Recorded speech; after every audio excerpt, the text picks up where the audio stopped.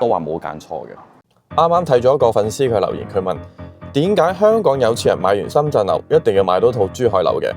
咁肯定係因為佢有錢啦。其一，其二呢，就係深圳呢係一個追求高效資產分配啦、雙城生活嘅城市啦。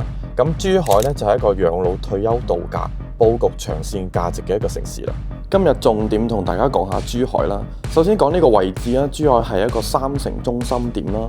珠江澳大橋直達咧香港過嚟半粒鐘就到啦。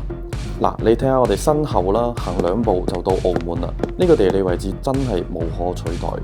第二咧，講個城市管理啦，珠海係一個禁電動車嘅城市啦。你見唔到周圍亂竄嘅電動車啦，路面嘅秩序啦，交通嘅舒暢啦，成個市容咧都係乾乾淨淨嘅，舒適度同居住度咧真係一流嘅。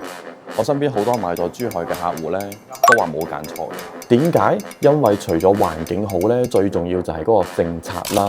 最關鍵係乜嘢呢？係珠海接納符合條件嘅香港退休人士啦，可以買當地嘅社保同埋醫保啊。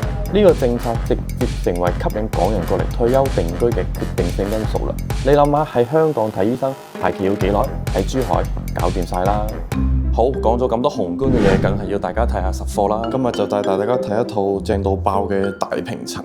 呢套大平層咧已經係精裝修嚟嘅，電視背景牆啊，同埋呢個半開放式廚房咧都已經係有晒呢啲配套。入戶咧係有一個鞋櫃啦，同埋一個智能家居嘅一個配套啦。全屋咧係做咗呢個中央空調嘅。呢度咧就係主人房嚟嘅。主人房咧放一個 king size 個床咧都冇問題嘅。再包含咗一個衣櫃啦，同埋一個嵌入式嘅衣櫃啦，仲有一個 L 字形一個全景玻璃窗啦。